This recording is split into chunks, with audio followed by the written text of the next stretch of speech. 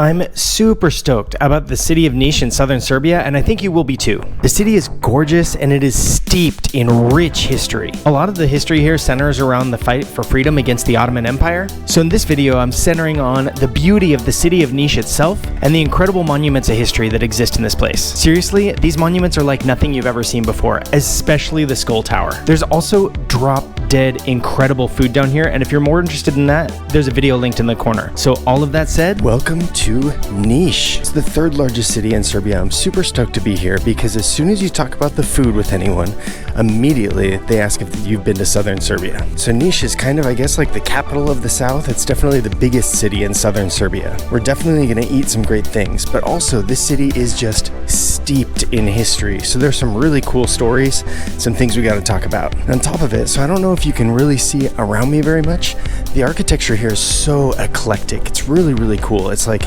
everything from all different eras. It definitely feels similar kind of in the chaos of architecture to central Belgrade around Republic Square, but everything here somehow just seems like smaller and quainter. Like you can really feel that it's a small city. I'm really loving it so far. It's a beautiful place. And that is one thing I did not expect.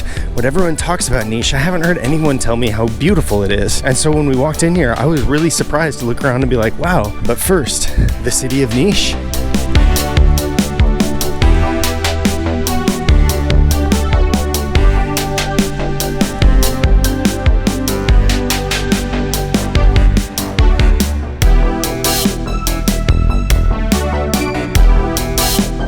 My favorite thing to do here by far was just to sit and hang out. There's so many great spots to just sit and have a coffee, read a book, have a conversation. So some of my favorite spots for that were right here on this main boardwalk in the city, or there are a bunch of great spots right along the river.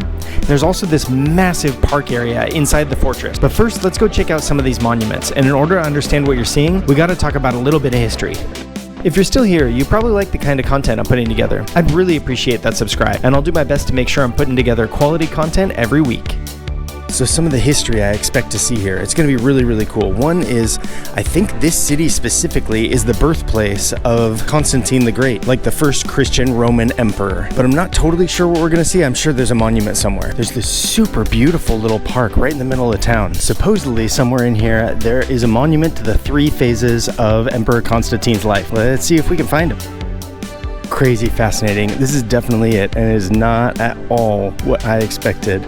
But it makes perfect sense. That dude looks like ancient Greek statue style. There's definitely like 3 periods of his life. I've had trouble finding information about what all of the different elements of this monument mean, but the 3 phases of his life that are depicted are first his birth in Niš. Of course, this is about the year 300, and so the city wasn't Niš yet. Back then it was Nisus. The second part of his life being his reign as emperor, and then the third part is interesting. It's his lasting legacy all throughout history, which of course is prolific, considering we're talking about him right now, 1700 years later. But there's so much more to the history here that's really, really interesting. So first we got to talk a little bit about the Serbian uprisings, and it's a super fascinating history, but you have to have a little bit of context. So here's what to think. It's like the Slavic populations arrived down here in sometime around like the single digit centuries. I don't know if exactly it's like the 6th or the 8th or whatever, but sometime. And there were some people groups here already, but the Slavs settle prolifically. So they're kind of like all over the place.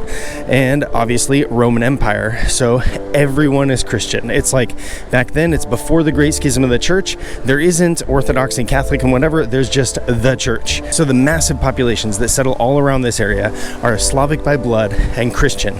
Then we have Great Schism of the Church, so Orthodox Christian, and the Holy Roman Empire, the Catholics. And then a couple centuries later, the Ottomans come in. And of course, the Ottomans are this massive, powerful empire.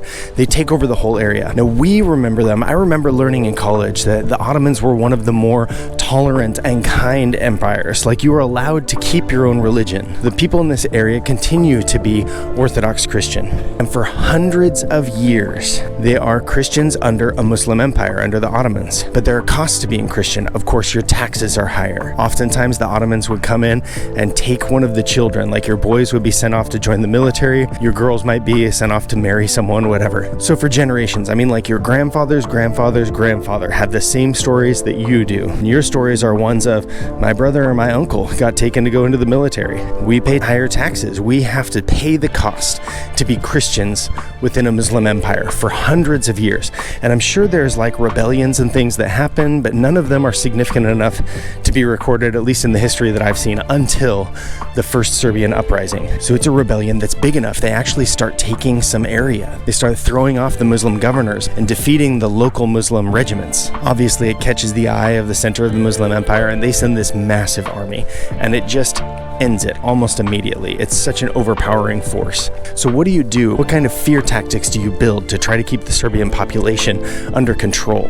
Well, the Ottomans built Skull Tower right here in Niš, and that's where we're going first. Behind me is the chapel that's surrounding in order to protect the Cele Kuca, the Skull Tower. And this is the site where the Ottomans built this tower of skulls in order to try to strike fear and horror and make sure that they kept the Serbians and the people that they had subjugated. Instead, they created this inspiring monument of love and the spirit of freedom that lives on in the Serbian people, and so they protect this monument and keep it. It's a great reminder to all of us, especially in the West today, that the real cost of freedom.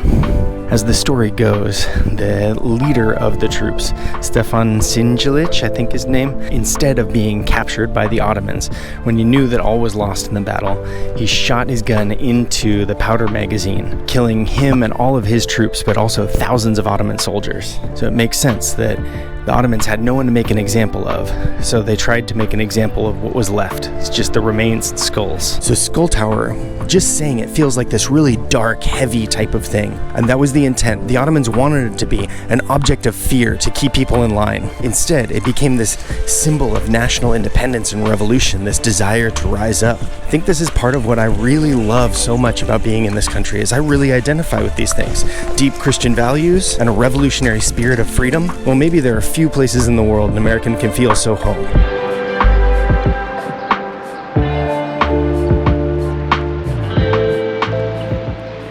Well, I had two reasons for filming this segment here. One is look at beautiful Niš. It's incredible here. So many little great spaces to sit and have a coffee or a beer, just hang out all day. It's a beautiful, beautiful little city, and I'm loving it. The second reason I wanted to film here is I'm actually just out for my morning run. So it's time to actually let this little beast off leash and go get it.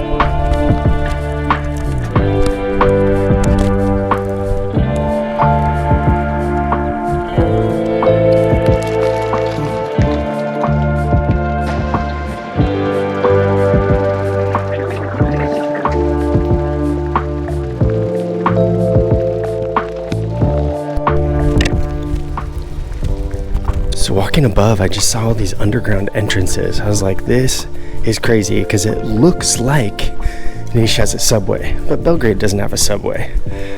So I had the suspicion, like, it's got to be something else. It makes total sense. We have little small underground malls like this in Belgrade as well. This is way more extensive than the ones I've seen. Though, to be honest, I'm sure, Belgrade's the type of place, there's like infinite amounts of city that I have not explored yet. This little city is super beautiful, but the last thing that I haven't really showed you yet is the fortress. The fortress here in Niš is kind of more like Belgrade Fortress. It's like you enter through these gates and there's these big, sprawling kind of park areas, but there's some really cool things to see inside, and it's a great little place to just hang out. So let's go check it out.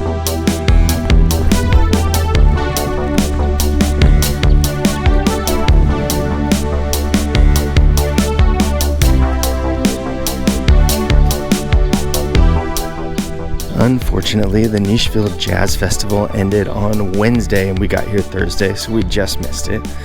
You can see just even the entrance here, cute little things. That popcorn stand was open yesterday when we were walking around and just kind of hanging out in the park. It was super hot yesterday and it wasn't so bad inside the park. So if you're here on those hot days in the summer, this might be one of those spots to come hang out. Cool little spots to sit and have a coffee or something to drink or eat. There's another one up on top of the hill also. Little spots to stay cool, stay in the shade. It's just super beautiful, big park area. A few like archaeological sites, like some things going way back, I think almost back to the Iron Age. And also like one of the oldest mosques in this area is up here. It's small, but it's cute. It's not something that I would come here for, but if you're here, it's something that's kind of fun to drop in and see.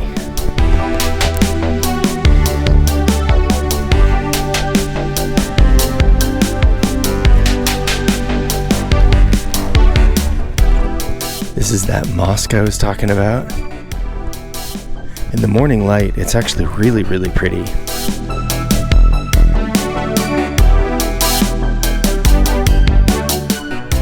And in the distance over there behind the playground, you can walk on top of the city walls. Pretty views, and there's lots of kind of park areas on the outside around the park as well. So this is pretty cool to see. These are a whole bunch of things that were found in the area surrounding Niš, dating way back into the first centuries. I think some of them are legit, like from the first century. I'm pretty sure one of the tombstones, I saw the year 65 on it. These were collected from the area around. They were put in some different museums and displayed some places, and now they're here, I think, to rest for a long time inside the fortress in Niš. Definitely something worth checking out if you're in the area.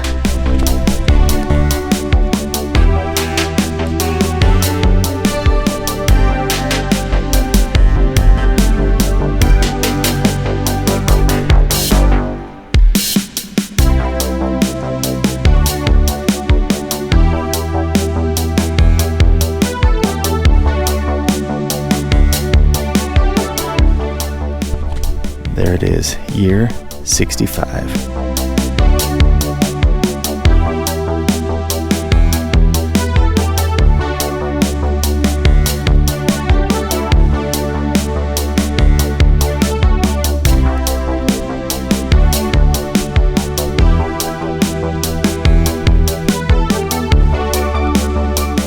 I love these super old school style playgrounds. Reminds me of the playgrounds from when I was a kid, not like the modern, crazy, safe playgrounds, but a type of playground where a kid can actually hurt themselves.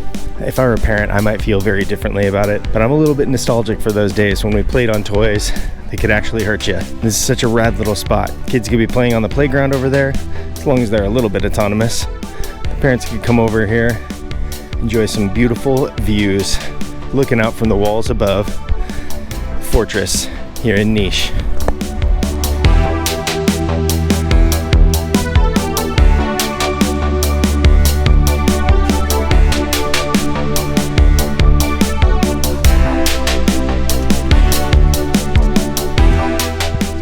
Well, all in all, I'm really stoked about this little city. It is beautiful. It's a small city, so it's definitely the type of place, if you wanted to, you could see the sights in a day, but it's also the kind of city it'd be a really nice spot to just kind of slow down and relax, take some time. If we had another day or two, I'd be really wanting to get out into the mountains nearby, and I think this would be the perfect kind of place to like get out in the mountains for a large chunk of the day, come back here to Niš and eat some fantastic food. I would say that is the biggest disappointment of this trip. We really only got to go to one kafana, and I know I have like 4 or 5 recommendations from people that are supposed to be just drop dead incredible food right here in Niš. I think that's what I'd be up to. Go hit up the mountains, come back here, eat some great food, just chill out, rinse and repeat. Sounds like I could probably spend a decent bit of time here in Niš because there are a lot of mountains nearby. It'd be super fun to get out there and check it out. On the way home, we're gonna be checking out the Manasija Monastery. And I'm super stoked for that one as well. As I'd said before, this is one of the 2 things that people tell me when I talk about how much I like monasteries and religious sites. It's like one of the first things Serbians say is, have you been to Manasija? Like, this is the big monastery fortress. It's supposed to be gorgeous. So let's go hit it. If you're interested, here's a link to that video about the incredible food down here in Niš. And also we go to the Manasija Monastery, which is a gorgeous fortress. The food everywhere in Serbia is really good. And with my small experience so far, I super agree that in the south, it is even better. And the Manasija Monastery is a super imposing, awesome fortress. So check it out.